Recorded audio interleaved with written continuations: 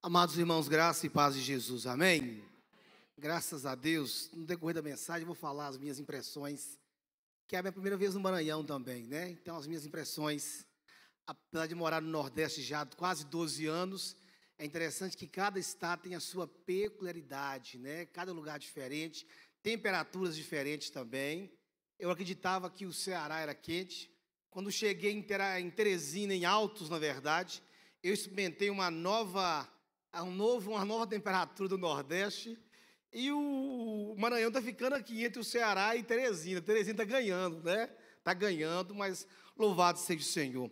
Amados irmãos, vamos ler o texto hoje, continuando o texto de ontem, Atos capítulo 2, hoje do verso 45 ao 47. Atos 2, do verso 45 ao verso de número 47. Cheguei hoje de manhã e descobri que eu tinha vindo na paleta do grupo de louvor, né? Eu disse, vendo como é que fica uma coisa bacana, né? Na paleta aí do pessoal que estava cantando. Lá na igreja Inventários também. Pastor, agora vamos cantar com paleta agora. Eu digo, vamos dar certo. De vez em quando eu consigo combinar com a equipe de louvor também lá na paleta, né? Diz assim a palavra do Senhor, Atos capítulo 2, do verso 45 ao verso 47. Vendiam as suas propriedades e bens, distribuindo o produto entre todos, à medida que alguém tinha necessidade. Geralmente perseveravam unânimes no templo, partiam o pão de casa em casa e tomavam as suas refeições com alegria e singeleza de coração, louvando a Deus e contando com a simpatia de todo o povo. Enquanto isto, o Senhor lhes acrescentava dia a dia os que iam sendo salvos. Irmãos, hoje nós iremos falar sobre igreja ser e pertencer, parte 2. Ontem à noite nós fizemos a introdução desse texto bíblico e aprendemos um pouquinho sobre os efeitos oriundos de duas coisas: do derramamento do Espírito sobre os crentes naqueles dias e o efeito da pregação do apóstolo Pedro também, onde iniciou uma onda de conversão, onde iniciou uma onda de crescimento, onde se iniciou uma onda de discipulado e aonde se iniciou uma onda de comunhão. Dito isso, então, aprendemos que a vida na igreja, ela não se resume ao culto, e o culto é extremamente importante, mas ela se expressa no nosso dia a dia, naquilo que chamamos, né, a igreja de forma externa. Então, naqueles dias, e nós precisamos repetir ou continuar repetindo isso nos dias de hoje, a igreja primitiva, ela mostrou ao mundo uma fé prática, ela mostrou ao mundo uma fé generosa, e ela mostrou ao mundo também uma fé contagiante. Então, ser e pertencer à igreja, amados irmãos, significa viver de forma que a presença de Cristo, ela seja de alguma forma percebida por meio das nossas atitudes.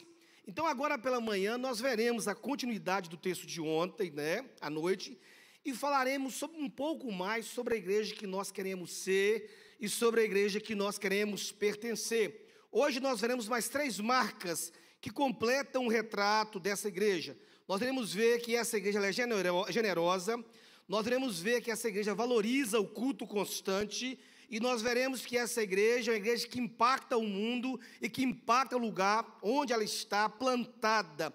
O que nós iremos ver agora pela manhã continua sendo os efeitos causados por todo aquele mover de Deus que ainda hoje deve fazer parte das nossas comunidades de fé. Então vamos continuar esse mesmo trilho, aprender em primeiro lugar, amados irmãos, que a igreja que eu quero ser e a igreja que eu quero pertencer, ela é uma igreja generosa. O verso 45 diz que aqueles irmãos vendiam as suas propriedades e bens, distribuindo o produto entre todos, à medida que alguém tinha necessidade. O verso 45 nos diz algo extremamente importante.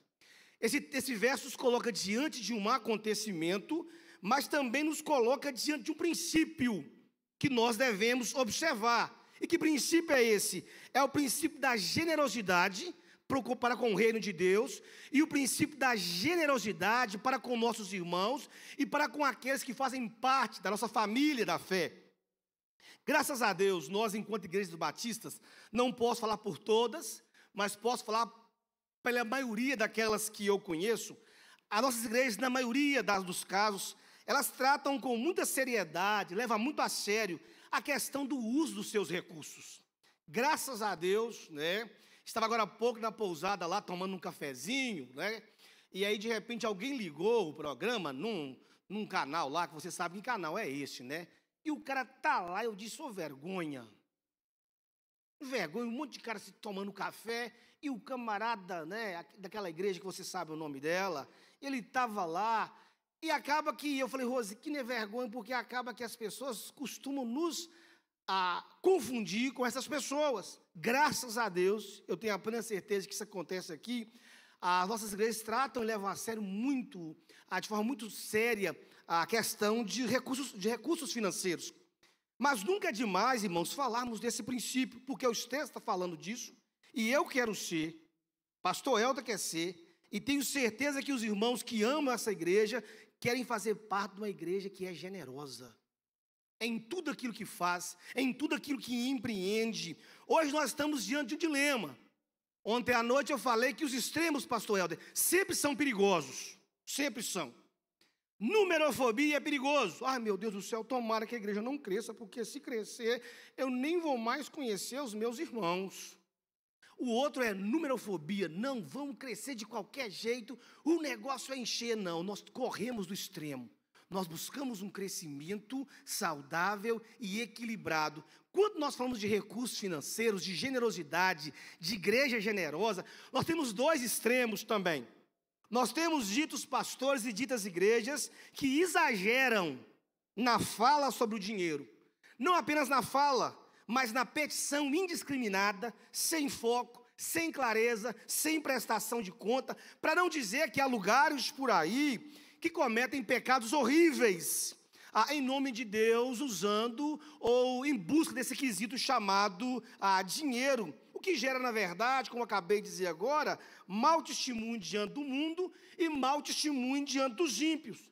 E por causa desse exagero do outro lado, essa petição indiscriminada, essa falta de clareza, que gera mau testemunho, alguns homens de Deus, sinceros e verdadeiros, gente crente, eles vão para o outro lado. Aqui ninguém fala sobre dinheiro. Aqui é quase um pecado. Na hora do dízimo e oferta, irmãos, quem puder trazer o dízimo e oferta, mas bem baixinho para ninguém escutar. Quem puder trazer a sua oferta, e ninguém fala nada. Então, às vezes, nós estamos presos num dilema. Ou as pessoas falam demais de forma indiscriminada, ou não se fala nada. Pessoas sinceras não falam nada. E uma coisa que eu tenho aprendido, irmãos, como pastor: se o povo não ouve, o povo acha que não precisa fazer. Se o povo não é ensinado, eles dizem, olha, eu nunca ouvi sobre isso.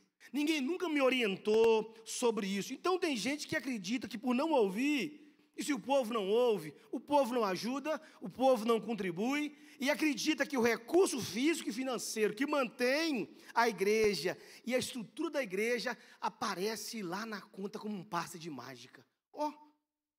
Apareceu aqui 1 milhão, é um passe de mágica, que coisa interessante. Amados irmãos, todo recurso que as nossas igrejas, e posso dizer agora que a PIB de Balsas usa para honrar seus compromissos, para avançar, para modernizar e para abençoar, passa, logicamente, em primeiro lugar, pela providência de Deus, e em segundo lugar, pelo coração generoso de cada membro dessa igreja, que faz isso por meio da devolução dos seus dízimos e das suas ofertas. Eu acompanho vocês pelas redes sociais, eu disse isso desde antes do Helder ser empossado como pastor aqui. Como ele disse, olha, pastor, estou orando aqui a respeito de uma igreja lá em Maranhão. Eu e comecei a investigar, né? Eu disse, aonde que o meu amigo está indo? Para onde que o meu amigo está sendo convidado e chamado? Irmãos, eu estava acompanhando vocês, né? Acompanhando ali o processo. E depois que o pastor Helder chegou aqui, aí eu estava pensando lá em casa, está parecendo Juscelino Kubitschek, né? Quer avançar 50 anos em 5, e tomara que isso aconteça. 50 anos em 5, chegou, aí olhou para o gabinete, não, esse gabinete aqui merece uma melhorada. Eu fiquei com inveja quando entrei lá ontem. Só não vou ter inveja dele porque o meu gabinete é mais bonito, né?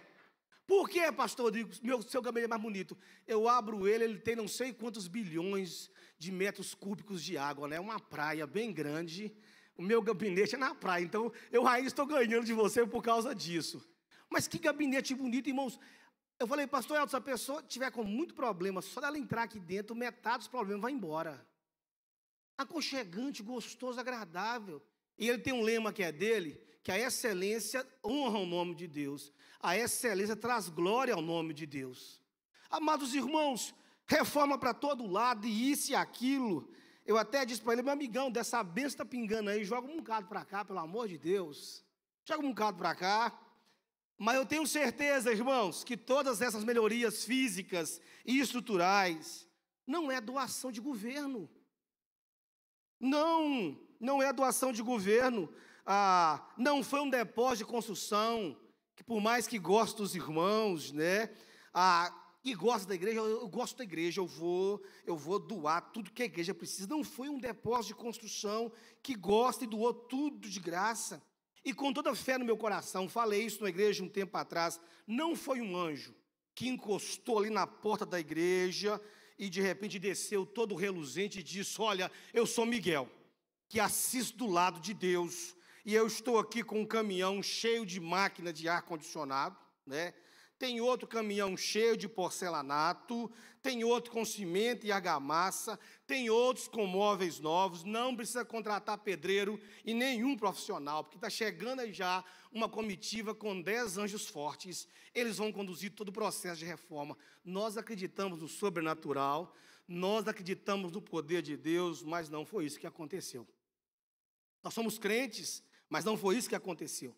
O que eu estou vendo acontecer pelas redes sociais, a mais de 1000 quilômetros daqui, é uma igreja que está usando os recursos próprios para melhorias necessárias, e louvado seja Deus por isso.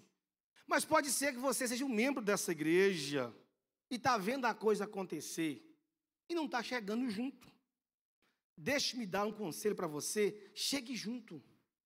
Se Deus tem te dado condições financeiras, chegue junto da sua igreja. Sabe por quê? O seu recurso aqui nessa igreja vai ser o melhor investimento que você vai fazer na sua vida, e as pessoas não acreditam nisso. Eu vou provar para você nessa manhã que o melhor lugar que uma parcela dos seus recursos pode ser investida é no reino de Deus e na igreja do Senhor. Sabe por quê? Porque é o único lugar onde o seu recurso financeiro vai reverberar na eternidade. Porque o recurso que é investido no reino de Deus, ele reverbera na eternidade. Eu vou explicar de forma mais clara ainda. Pastor Elton, um tempo atrás, foi lá para Eduardo Magalhães, eu estou enganado. Eu disse, o que esse homem está caçando lá no Eduardo Magalhães? E juntou uma turma aqui e se mandou para a Bahia. E apesar de eu gostar de geografia, né, eu disse, gente, vamos sair do Maranhão e vai para a Bahia. E ficou lá, e ficou lá. E ele começou com esse papo. Vamos construir uma Cristolândia lá no Maranhão. Eu disse, esse homem também está demais. Vamos construir uma Cristolândia lá no Maranhão. Eu disse, vai nada não, né? E aí o homem começou a ir. Quando foi um dia desse, olha, ganhamos um... Não, ele começou com suspense. Eu tenho raiva de suspense, meus irmãos. Se falar assim, daqui 5 dias eu conto, eu fico com raiva. Só esperei porque é meu amigo. Só esperei. Aí eu chamava ele no privado e dizia, que segredo é esse, cara? Que mistério é esse aí? Ele não vai sair. Ele foi fazendo suspense, né? Ele deve ter feito aula de marketing com alguém por aí. E aí, de repente, ele soltou lá, né, o terreno doado. E aí, todo o projeto, eu disse, agora vai acontecer. E ontem fomos lá e mostrou toda a propriedade da igreja e os projetos. Amados irmãos, estão planejando, vocês estão planejando construir uma unidade da Cristolândia. Então, lhe digo, dentro desse ambiente de generosidade, R$1 que você doar para lá, vai valer mais do que 1 milhão que você gastou na sua casa. Sabe por quê? Porque a sua casa, por mais linda que seja, por mais luxuosa que seja, por mais confortável que seja, um dia ela irá desaparecer. E ela terá servido apenas para te abrigar nesse tempo e nessa vida. Agora, cada vida que será alcançada e transformada por Jesus através daquela unidade da Cristolândia não tem preço. Sabe por quê? Porque segundo nós lemos na palavra de Deus e segundo nós cremos, uma alma vale mais do que o mundo inteiro. Se os irmãos investirem ali não sei quantos milhões, e ao longo dos muitos anos, uma só pessoa reconhecer Cristo como Senhor da vida dela e ser transformado por meio daquela unidade, vai valer todo o esforço. Aonde aprendemos isso, pastor? Uma infinidade de textos bíblicos. Filipe vai para o deserto, conduzido pelo Espírito, para pregar apenas para um homem, o eunuco. Jesus, debaixo de um sol escaldante, vai se encontrar com uma mulher lá no poço, uma pessoa só, mostrando para nós a importância e a dignidade que Jesus dá para indivíduos, mas sabemos que no nome de Jesus, por meio dessa unidade da Cristolândia aqui, não vai ser uma, nem 10, nem 100, mas milhares de pessoas em nome de Jesus.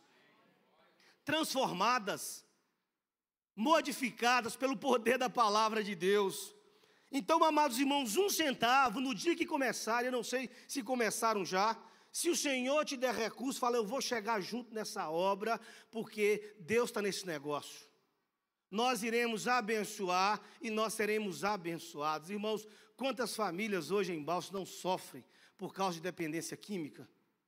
Quantas famílias hoje destroçadas, arrebentadas por causa disso, e os irmãos estão tendo a oportunidade de ser a luz que brilha nessa cidade.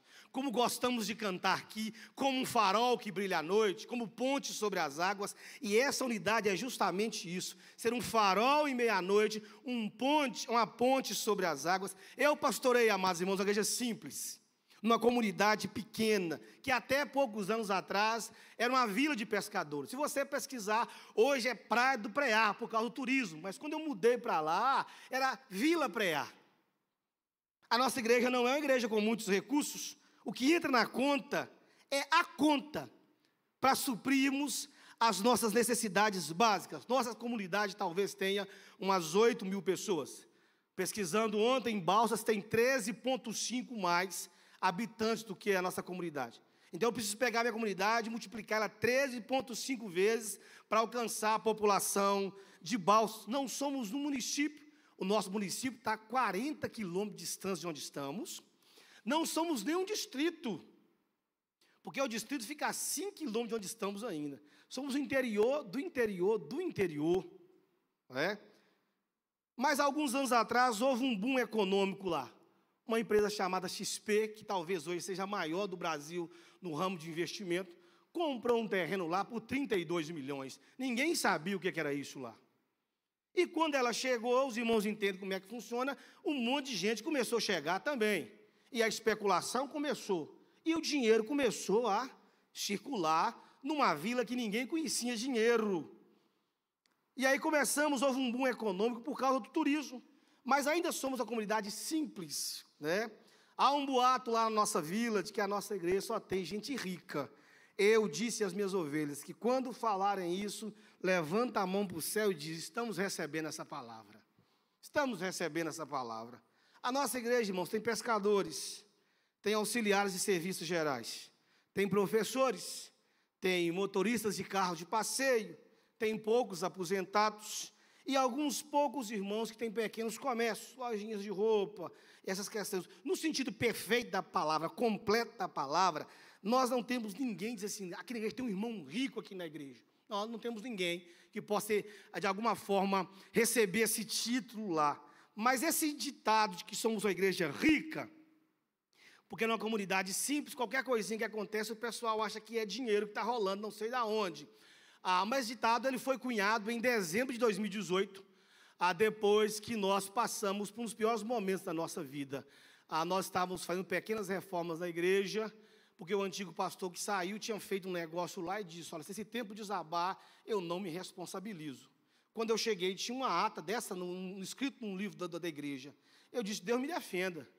Eu me reuni, lá venta muito, lá é um dos melhores lugares do mundo para a prática do kitesurf. Nosso vento lá é surreal, vento, fora do normal.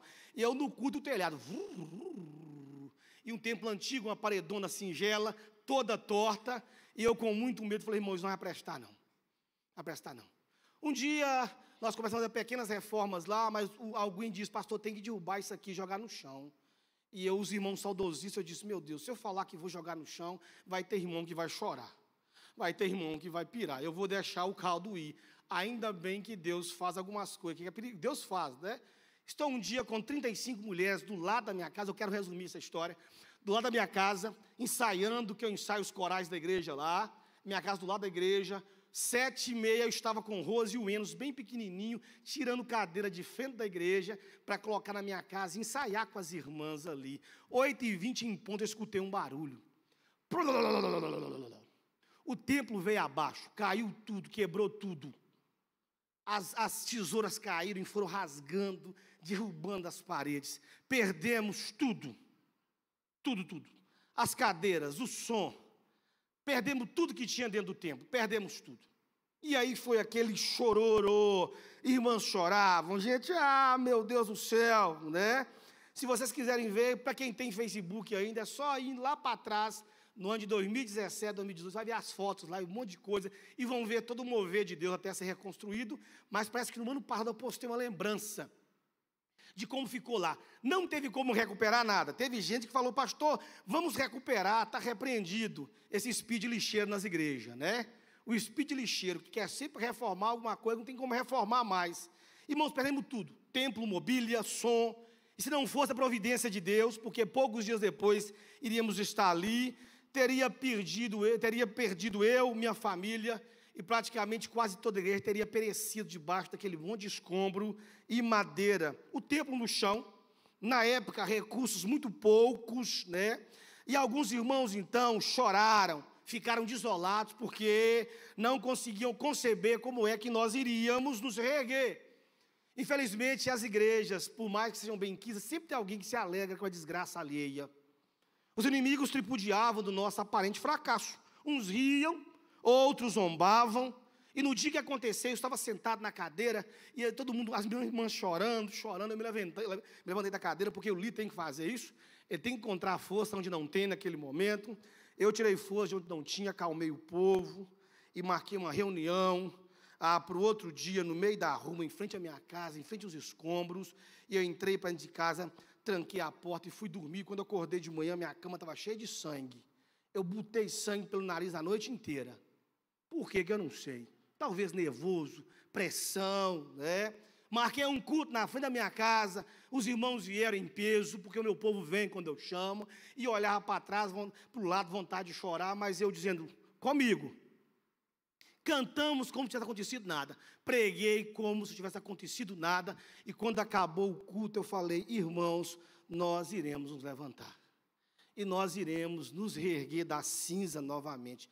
Uma obra que nós gastamos naquela época, centenas de milhares de reais, e não tínhamos dinheiro nem para pagar a mão de obra. Nem para pagar a mão de obra. Eu cheguei e perguntei, quanto que vai ficar a obra só para entregar com a laje batida, sem nada, sem acabamento? Pastor, é tanto. Nós não tinha 10% do valor que ele pediu. Virei para a tesoureira, passou um tempo tanto. Peguei aquela mixaria, coloquei na mão do pedreiro e disse, comece. E pelo amor de Deus, fica ao menos 3 semanas com esse dinheiro na sua mão. Porque era menos de 10% do valor. Na outra semana, ele estava pedindo dinheiro já. Porque pedreiro é um bicho terrível, né? Amados irmãos, vou resumir essa história. Não tínhamos dinheiro nem para pagar o pedreiro. O meu povo se ergueu. Eu disse, gente, por que clamas a mim, diz o Senhor? Diga ao povo que marche. Nós começamos a vender coisa no meio da rua. Lá tem pratos típicos nossos que se fizer sucesso total. Eu comecei a vender peixe com tapioca no meio da rua. Os irmãos começaram a vender, fazer feira de comida, bazar. E aí foi justamente nessa época do boom econômico, e os irmãos que tinham muitas propriedades, porque lá tinha terreno, lá tinha uma casa com terreno muito grande, todo mundo tinha terreno muito grande, e não precisava daquilo mais. O Senhor começou a levantar pessoas de outros lugares para querer comprar o terreno dos irmãos, e os irmãos começaram a vender as suas propriedades, literalmente. Pastor, vendi aquele terreno meu, está aqui a oferta. Na igreja. Pastor, vendi o outro. Vendi, pastor, vou doar um caminhão de tijolo. Pastor, vou doar tanto cimento. Pastor, vou doar isso, eu vou doar aquilo. E o negócio começou a acontecer. Vendiam seus terrenos e tiravam dízimos e davam as ofertas. Um dia o irmão incrédulo chegou perto de mim. E chegou, pastor, vamos demorar uns 4 ou 5 anos. Por que existe esse tipo de gente, né, cara? Por que existe esse tipo de gente? Vamos demorar uns 4 ou 5 anos para voltar para este lugar. Eu já liso, quebrado, zangado, né? Ali, aí, eu falei com ele: meu irmão, você nunca conheceu um camarada aperreado, assombrado e apavorado para reconstruir como eu. Aí ele ficou assim, nunca deu R$1, né? Tá filmando esse negócio aí, né? Ele não assiste nada também, não tem problema não. Ele não assiste nada também não, né? Resumindo a história, meus irmãos, porque ela é linda, mas é grande, com o suor. Lá eu não deixo filmar nada no prear. Lá não filma não. Só os cortezinhos de mensagem que mandam para mim e eu posto, porque ali está controlado, né? Eu vou me controlar aqui. Irmãos, resumindo a história, com o suor, com o sofrimento e com a generosidade de um povo simples, em 9 meses estamos retornando para o nosso lugar.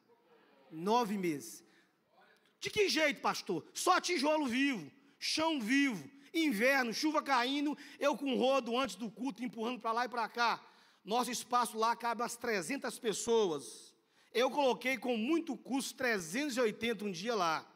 Mas o caboclo não conseguia nem respirar, porque era ventilador, e ventilador só espalha calor. Coloquei lá um tempo, 380 pessoas um dia.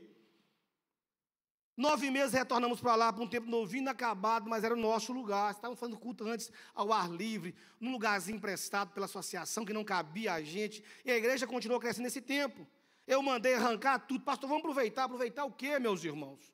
Terá aproveitar que não, a máquina entrou, jogou tudo no chão, e com 11 meses estamos retornando para o nosso lugar que nós temos até hoje, né?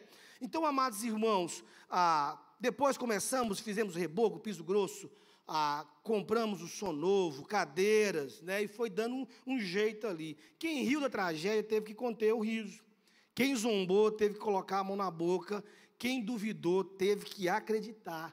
E juntos todos nós glorificamos a Jeová Jireh, o Deus da provisão. Uma igreja generosa agrada a Deus. Eu quero ser e pertencer a uma igreja generosa. Mas encerrando esse ponto aqui, generosidade, irmãos, vai além de partes físicas e materiais e estruturais do templo. Ela também assiste os irmãos mais pobres. Então, não sei se isso é a realidade da igreja dos irmãos, mas eu vou falar com base na minha realidade, né? Que não haja entre nós, e que não haja entre os membros da Bíblia de Balsas, ninguém nessas situações que eu vou falar aqui agora. Eu não sei qual a realidade dos irmãos nesse sentido, mas de Teresina para cá, pelo caminho que eu vim, Balsas é a única cidade desenvolvida e com vida e com comércio pujante. Chegou nos lugares que eu fiquei com medo. De Senhor da glória. Eu vim, quando chegou ali, em Buriti, Bravo, eu desisti de encontrar uma cidade desenvolvida. Eu falei, a única coisa que tem desenvolvida em Balsas é a igreja. Porque eu vi o Helder postando vídeo da igreja, eu falei, a igreja eu sei que é bonita e desenvolvida. Mas esperei chegar e encontrar uma cidadezinha assim, bem mirradinha, aquelas casinhas de 1910 e tal, coladinha na outra. Aí quando eu cheguei em Balsas, eu fui recepcionado pela BID. Eu disse, olha aqui. E de um lado tinha a Jeep, do outro lado estava a Toyota, de outro lado estava não sei mais o que. Eu disse, Aí foi que a Rose disse, o Helder não é bobo, não. E eu disse, Balsas, amados irmãos, como eu disse, é um oásis em termos de desenvolvimento, aqui em toda essa região sul do Maranhão. Por isso eu não sei qual a realidade dos irmãos da cidade nesse sentido, mas que não haja entre nós esse contexto, de acordo com o texto aqui, vai dizer que quando vendiam suas propriedades, distribuíam produtos à medida que alguém tinha necessidade. Que não haja entre nós, no contexto de uma igreja generosa, ninguém passando fome.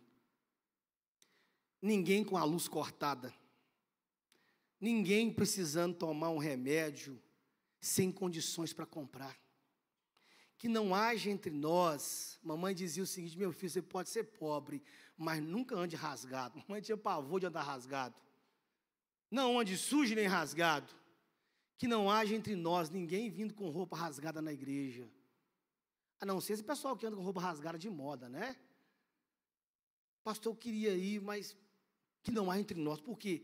Porque é nosso dever assistir os irmãos que têm necessidades. É nosso dever. Tomara que isso não seja uma realidade dos irmãos aqui, né? Tomara. Ouça, meu irmão, você que está aqui nessa noite, a quem Deus tem dado recursos. Deus não nos deu recursos, Deus não nos dá recursos, Deus não te deu recursos para ostentar. Grave isso na sua mente. Deus te deu recursos, e se Deus tem te dado recursos, Deus tem te dado recursos para abençoar. Amém? Para abençoar. Nós recebemos recursos da parte de Deus para abençoar. Já dizia John Wesley, eu li isso no livro dele, chamado A Seara em Chamas, na sua autobiografia. O pai do metodismo, ele disse: ganhe todo o dinheiro que você puder ganhar, mas ao mesmo tempo, seja o mais generoso que você puder também. Ganhe todo o dinheiro que você puder ganhar, de forma lícita, honesta, mas na mesma pegada, seja o mais generoso que você puder. Amados irmãos, com seus recursos, abençoe essa igreja, abençoe o reino de Deus, abençoe o seu irmão necessitado. A verdadeira igreja é marcada pela partilha. Ela enxerga as necessidades dos irmãos e supre isso com amor. Generosidade para nós, enquanto crentes, não é opção, é um sinal de maturidade cristã. Você, como membro dessa igreja que você é e pertence, você tem sido uma pessoa generosa? Generoso com o reino de Deus, generoso com o povo que participa ao seu lado? Então seja generoso. Segunda verdade, é uma igreja que entende a primazia de congregar, verso 46. O que é primazia, pastor? Refere-se a ser primeiro em ordem, posição, importância, dignidade e categoria, sendo sinônimo de prioridade. O texto diz: diariamente perseveravam. Perseverar tem a ver com insistir, com permanecer. Amados irmãos, a ideia de ocupar o primeiro lugar, a de ser o mais importante. Irmãos, a vida cristã não é só congregar, mas o congregar está diretamente ligado à vida cristã. O ato de nós nos reunirmos, tantas e quantas vezes, ouça você que acredita em Jesus, tantas e quantas vezes nós pudermos, façamos o que o texto nos ordena. O texto diz que o povo perseverava unânime, não era um pouquinho aqui e outro não. Os encontros eram feitos e praticados de forma unânime. Todos se reuniam no templo e também se reuniam nas casas. Ali tinham os seus momentos espirituais, os seus momentos de comunhão, os seus momentos de edificação mútua. Volta e meia eu me encontro com alguns pastores, o pastor Eldes avisou aqui já. É um chororô, meus irmãos. Eles não aprenderam na Bíblia que ficar chorando num canto, lambendo feridas, não nos leva para lugar nenhum. O que nos leva para algum lugar, irmãos, é atitude, é ação, é avanço. Encontramos com alguns pastores e membros de outras igrejas que outrora já reclamavam da ausência de muitos irmãos. E aí veio a pandemia em 2020. Um pastor me procurou um tempo atrás, triste, porque dizendo ele que antes da pandemia, ele conseguia encher a igreja de manhã e de noite. No pós-pandemia, nem à noite mais ele conseguia encher a igreja. E que a juventude, 90% da juventude dele foi embora. E ficava ali, só chorando. Eu queria perguntar a ele: pastor, e agora? O senhor vai fazer o quê? Vai ficar chorando ou vai retomar de novo? Né?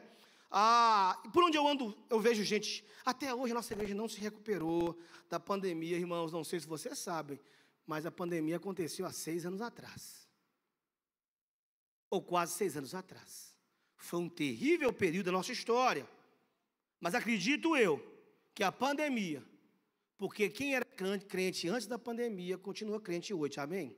Continua crente hoje. Acredito eu que a pandemia veio apenas revelar ou externar uma realidade. Tem gente que não valoriza o santo ajuntamento. Em muitas igrejas, quando voltaram mancando, voltaram trôpegas. E então, boa parte hoje tem apenas um encontro semanal com muita dificuldade.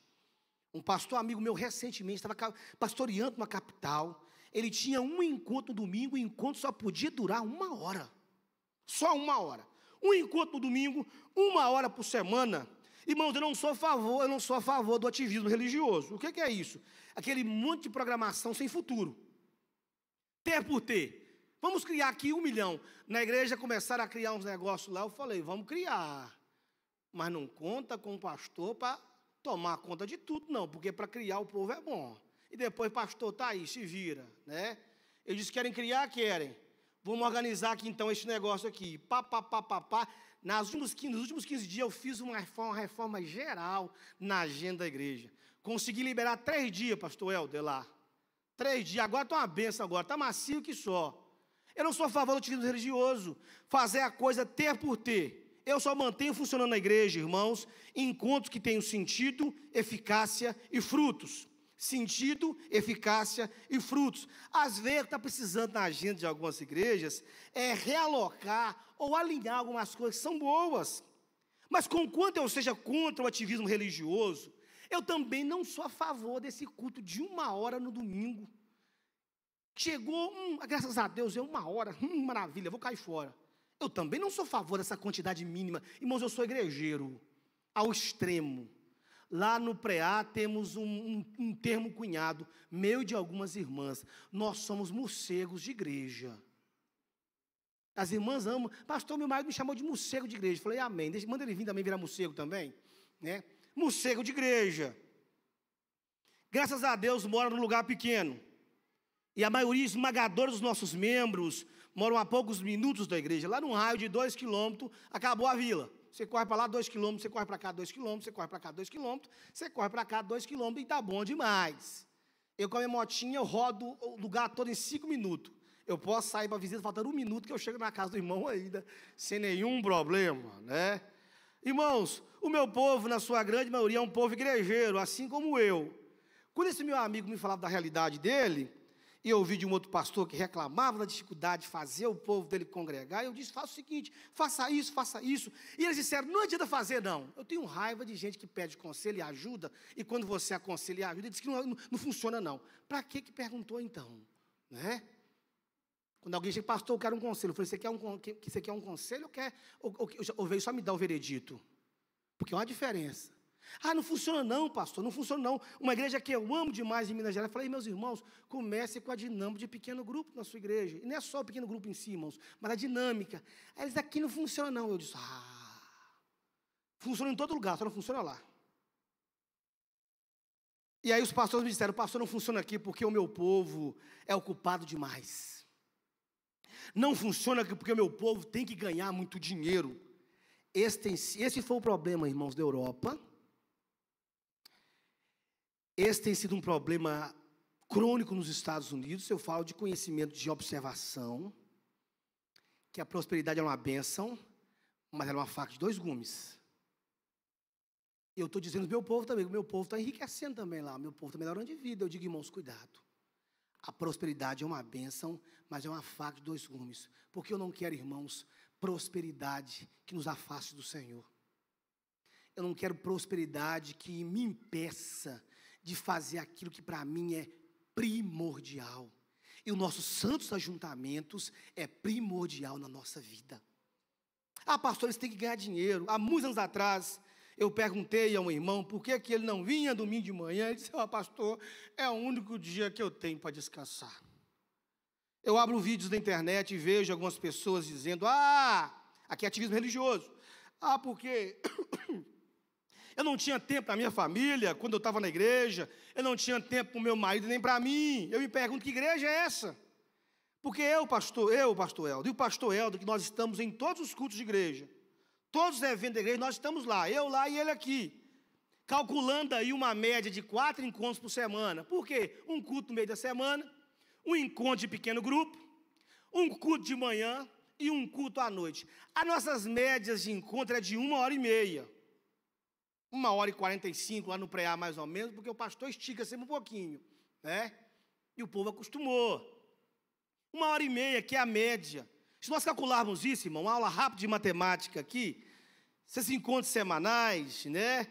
1h30, vamos ter 6 horas numa semana, 6 horas. Calcule agora, 6 vezes 4. Temos 4, geralmente nossos meses são compostos de 4 semanas, na sua grande maioria.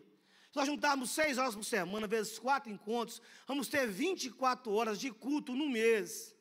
Em termos concretos e reais, nós estamos tirando em 30 dias, um dia para estarmos em reunião com nossos irmãos. Um dia, irmãos, os outros 29 é seu.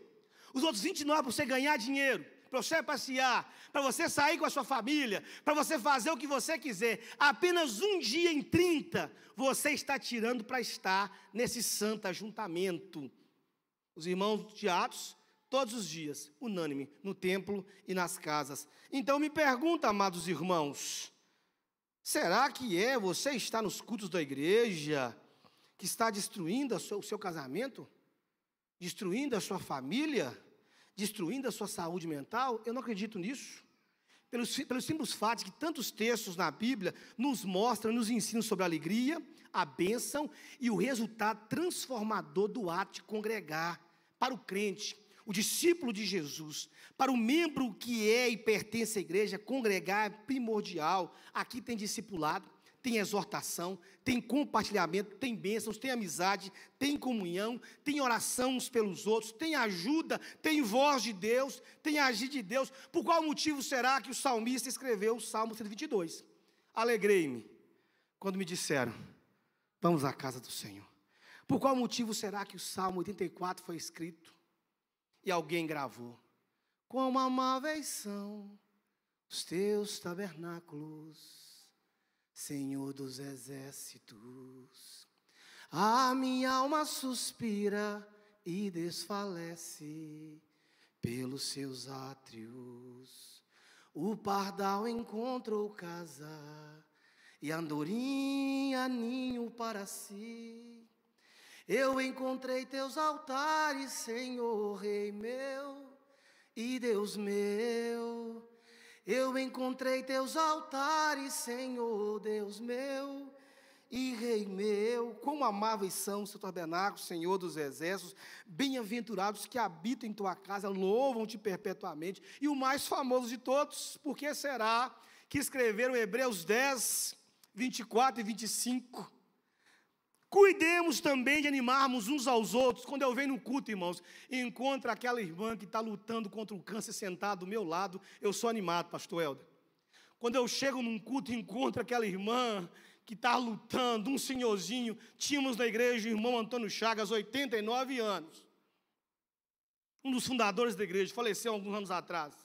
Quando ele chegava nos seus 89 anos, montado na garupa de uma moto, com seu bonezinho vermelho, a sua roupa velha, e assentava na igreja, eu era animado pela vida dele. Cuidamos de nos animarmos uns aos outros, e na prática e boas obras, não deixando de congregar, como é costume de alguns. Há 2000 anos atrás tinha gente que não valorizava o congregar. Antes, ao contrário, façamos admoestações, ainda mais agora que vocês veem que o dia se aproxima. Amados irmãos, deixa eu correr aqui. A vida cristã, a fé cristã não é solitária. Perseverava unânimes no templo e nas casas. Estar junto fortalece a fé, sustenta na caminhada. A igreja que eu quero ser e pertencer é aquela que não negocia nem troca o santo ajuntamento por coisas que podem ser feitas em outros momentos. De acordo com Eclesiastes capítulo 3, que nós gostamos tanto de citar, há um tempo determinado para todas as coisas debaixo do céu. Há tempo de passear, há tempo de visitar a família, há tempo de trabalhar, há tempo de ganhar dinheiro, há tempo de namorar, mas também há tempo de eu estar com meus irmãos na casa do Senhor, amém?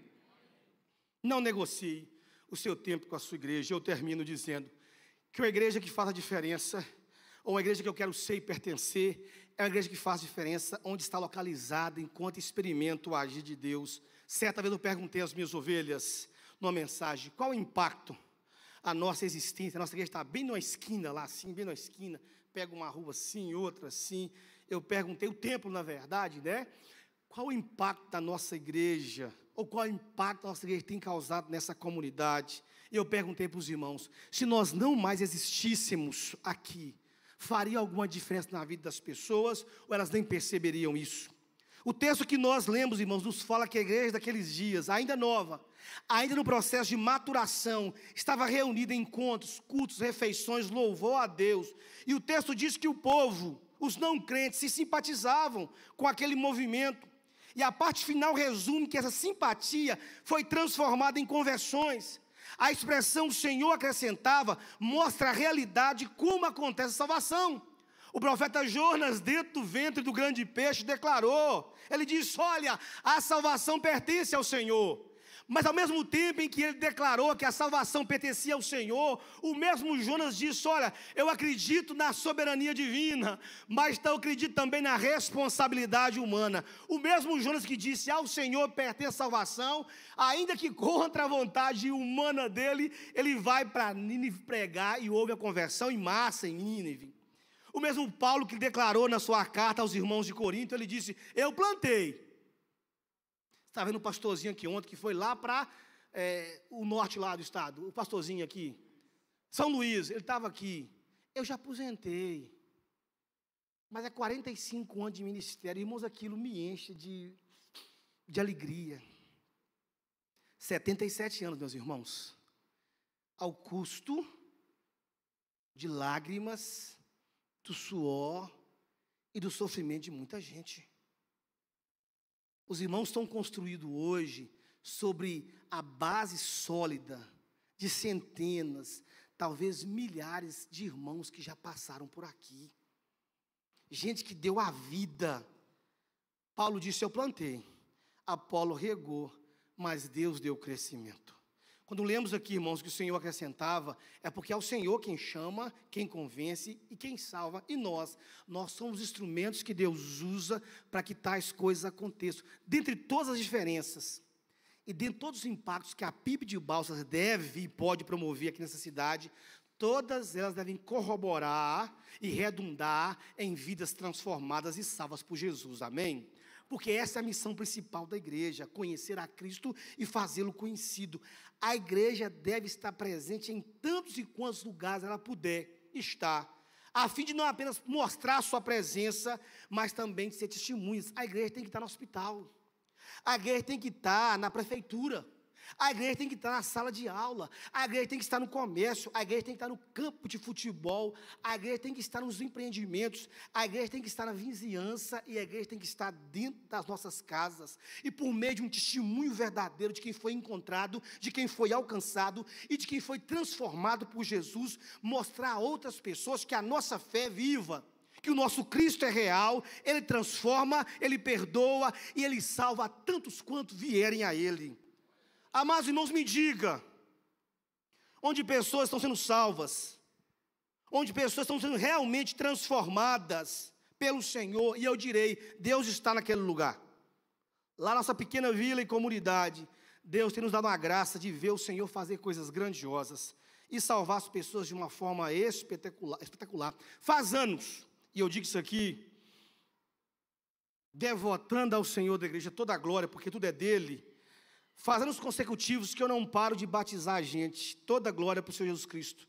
Como diz o salmista no Salmo 115, não a nós, Senhor, não a nós, mas ao teu nome dá glória. Permitam-me, os irmãos, falar rapidamente aqui de algumas conversões.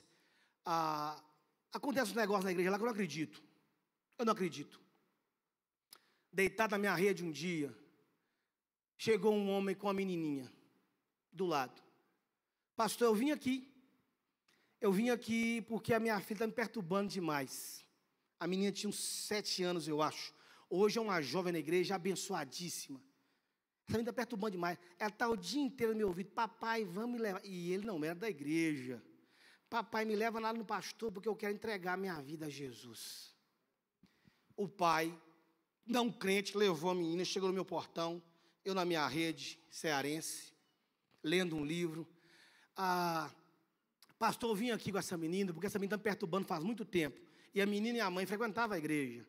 Ela está me perturbando, porque ela disse que quer entregar a vida dela a Jesus. Eu disse amém, mas não apenas ela. Ela, eu, a minha esposa e minha outra filha queremos entregar a nossa vida a Jesus.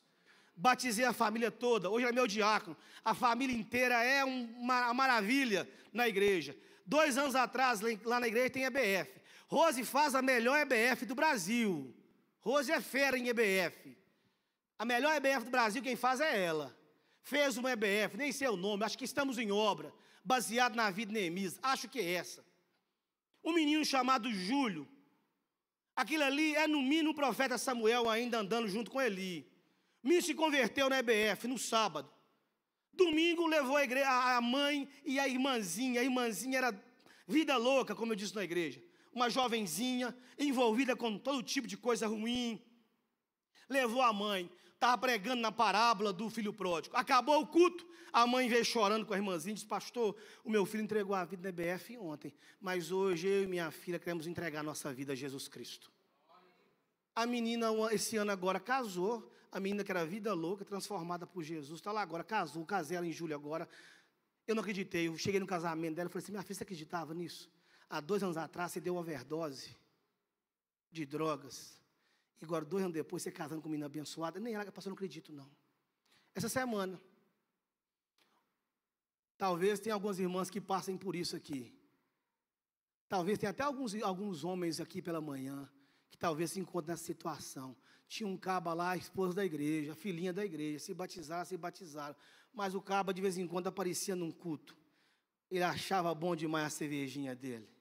Achava bom demais a vidinha dele. E ele não queria nada com Jesus.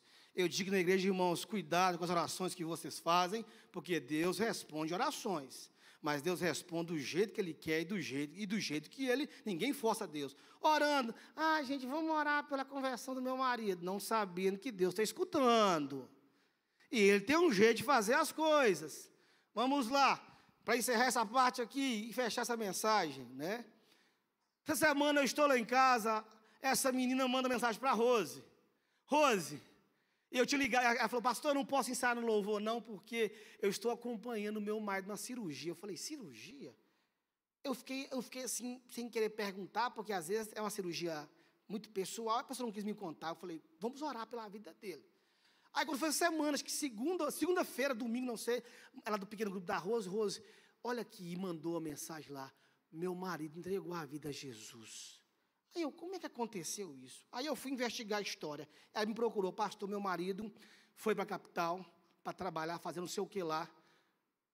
Bendito seja aquele ar-condicionado que deu defeito. Deus faz umas coisas malucas que só Ele faz. Fez igual o Gugu, quem lembra da história do Gugu aí? Que foi limpar um ar-condicionado. A história dele não foi igual a do Gugu, porque Deus tinha um propósito na vida dele. Ele entrou num quarto lá, da mãe dele, e o ar-condicionado não funcionava, e ruim. E tinha um outro que funcionava. Ele disse: não, eu vou arrumar esse ar-condicionado. Abriu a janela, enfiou a perna do lado de fora, em algum lugar lá. Não sei o que aconteceu, ele escorregou e caiu do 2º ou 3º andar.